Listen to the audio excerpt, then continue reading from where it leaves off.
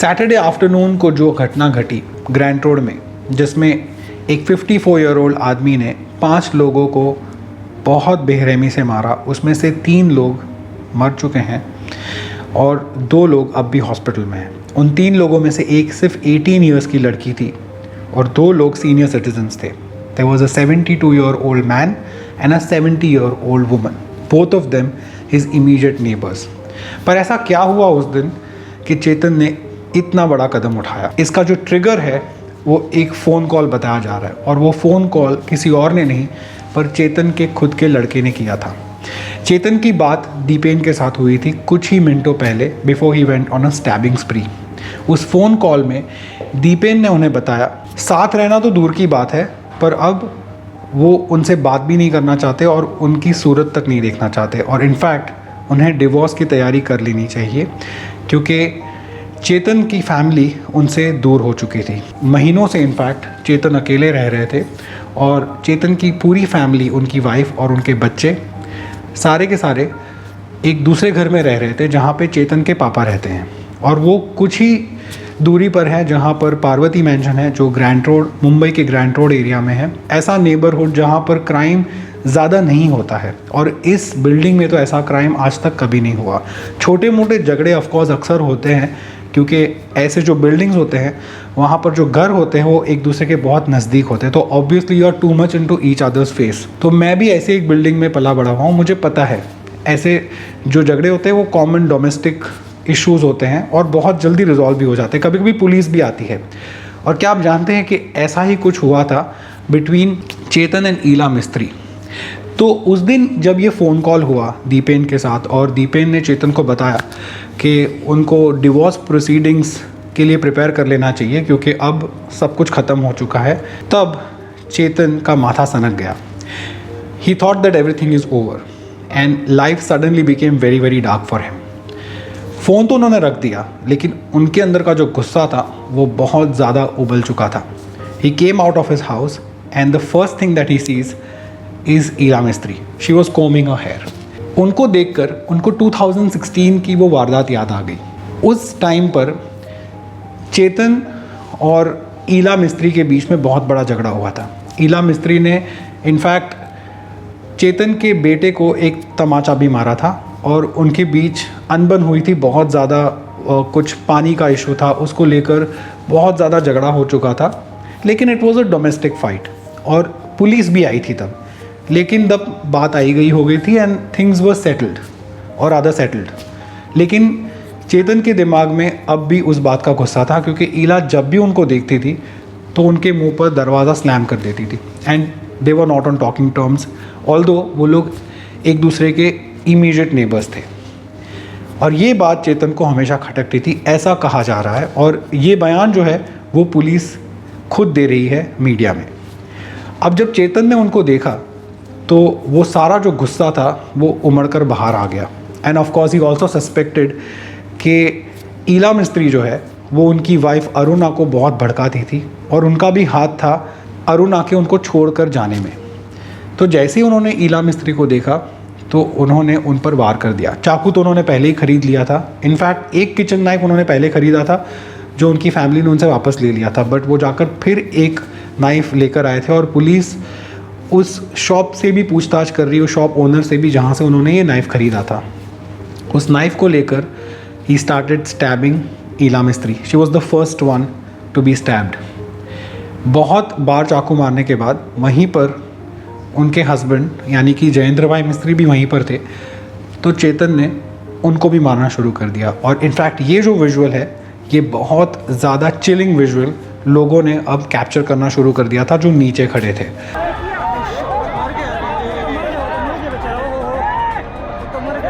काफ़ी लोगों ने अपने मोबाइल फ़ोन कैमरा पे ये कैप्चर किया है and he is continuously stabbing. उसी दौरान उनके ये तो दोनों उनके इमीडिएट नेबर्स थे, लेकिन उसी दौरान स्नेहल ब्रह्मभट्ट और जैनल ब्रह्मभट्ट जो उनके नीचे रहते थे उनको पता चला, तो वो इस पूरे मामले में they were trying to save the victims, but unfortunately Jainal could not be saved because Chetan ने उनके गले पर वार कर दिया and Snehal got injured and she fell down the stairs, तो उसके वजह से वो ज़्यादा इंजर हो गई। प्रकाश वाघमारे उनका एक डोमेस्टिक वर्कर था, वहाँ पे डोमेस्टिक हेल्प था, उन्होंने भी ट्राई की हेल्प करने की विक्टिम्स की, पर उनको भी चोट लगी, लेकिन उनको सिर्फ पेट में थोड़ी सी चोट लगी and he is said to be fine.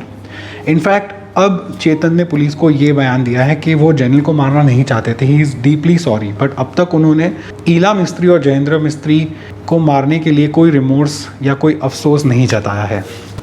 बहरहाल चेतन तो फ़िलहाल पुलिस कस्टडी में है और इस केस को फ़िलहाल बहुत ज़्यादा मीडिया अटेंशन मिल रहा है, लेकिन अगर आप थोड़ा सा पीछे जाए तो आपको पता चलेगा कि चेतन की लाइफ में कुछ भी सही नहीं हो रहा था। ही वॉज 54 ईयर्स ओल्ड और उनकी जो दुकान थी, जो एक ज़माने में बहुत अच्छा बिजनेस कर रही थी, इनफैक्ट लैक्स का बिजनेस कर रही थी एज़ पर सम रिपोर्ट्स, वो अब बंद हो चुकी थी। उनकी दुकान का नाम था मैचिंग पैलेस और वो उस एरिया में, गिरगांव में, चर्नी रोड में, of course I have fond memories of that place, उस एरिया में बहुत ज़्यादा पॉपुलर थी among the ladies because it was the ladies garment shop. लेकिन कोविड के बाद सब कुछ बदल गया। इतनी ज़्यादा इनकम के बाद सडनली उनकी इनकम ज़ीरो हो गई और इनकम ज़ीरो होते ही उनका काम भी ज़ीरो हो गया। He started having a lot of free time on hand और साथ साथ mentally also he started getting very very disturbed और इसी के चलते उनके घर में बहुत ज़्यादा कलेश होने लगा, बहुत ज़्यादा झगड़े होने लगे। He wanted two of course sell his property in his native place, पर वो भी हो नहीं पा रहा था और पैसे की बहुत ज़्यादा किल्लत हो रही थी। ये सारी टेंशन इतनी ज़्यादा बढ़ चुकी थी कि इनके घर के जो झगड़े थे वो बाहर वालों को सुनाई देने लगे। Neighbours of course got to know about these frequent fights within the house. कहा तो ये भी जा रहा है कि चेतन अपनी वाइफ अरुणा को लेकर बहुत शक्की मिजाज के थे और वो नहीं चाहते थे कि वो बाहर के लोगों से बात करे या बहुत ज़्यादा घुले मिले लोगों के साथ, और ये जो बात थी इसको लेकर भी झगड़े होते थे। उनकी फैमिली इतनी तंग आ चुकी थी उनके साथ झगड़े कर करके कि फाइनली दे लेफ्ट हिम और अब चेतन अकेले रह रहे थे।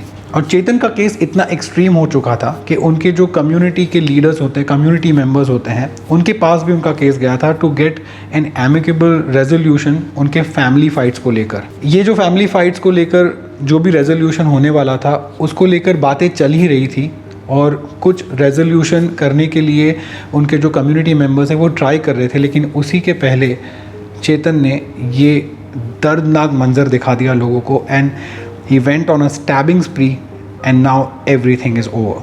फ़िलहाल चेतन की फैमिली तो शॉक में है ही, लेकिन उससे भी ज़्यादा शॉक में है उनके आसपास वाले जिन्होंने ये दर्दनाक मंजर देखा है। ख़ास करके द मिस्त्रीज़, वो वहाँ पर अकेले रहते थे। उनका एक ग्रैंडसन है जो अब्रॉड रहता था, जिसको इस वारदात के बाद बुलाया गया। जेनिल 18 इयर्स ओल्ड थी। इनफैक्ट वो चेतन की बेटी के साथ कॉलेज में, उसी कॉलेज में पढ़ती थी। दे वर फ्रेंड्स ऑल्सो। और स्नेहल और अरुणा भी दोस्त है, ऐसा कहा जा रहा है। स्नेहल जो जेनिल की माँ है वो अब धीरे धीरे होश में आ रही है। She is responding to the treatment, लेकिन फिर भी उनकी हालत नाजुक है, ऐसा बताया जा रहा है। Of course the police is trying to talk to her और उनका भी स्टेटमेंट लेने की ट्राई कर रही है पुलिस। और बाकी जो एविडेंसेस और क्लूज़ हैं, वैसे तो ये ओपन एंड शट केस है, लेकिन फिर भी काफ़ी सारे पहलू होते हैं ऐसे क्राइम स्टोरीज़ में जो पुलिस को इन्वेस्टिगेट करने पड़ते हैं। और जो प्रकाश वाघमारे हैं जिनको स्टमक पे चोट आई है, वो भी पुलिस को बयान दे रहे हैं।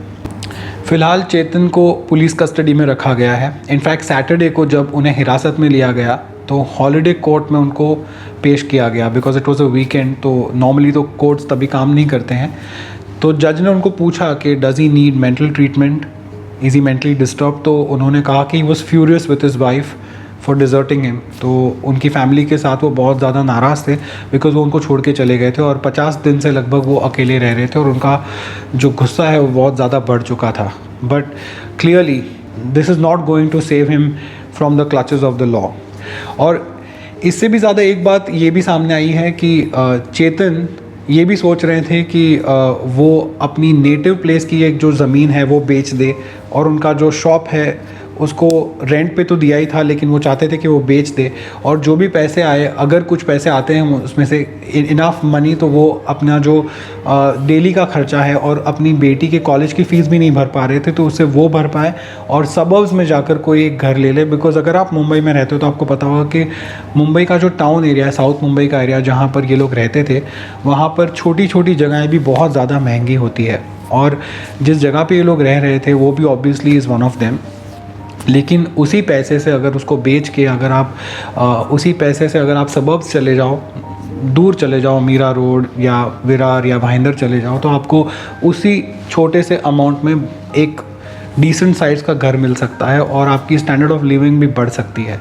But again, if your job and your business is in south Mumbai, तो वहाँ पर जाना बहुत ज़्यादा मुश्किल भी हो सकता है, क्योंकि आने जाने के लिए बहुत इशू होता है। अगर आपकी कॉलेज है साउथ बॉम्बे में, तो ये जो इशू है ये हर सिटी में होती है।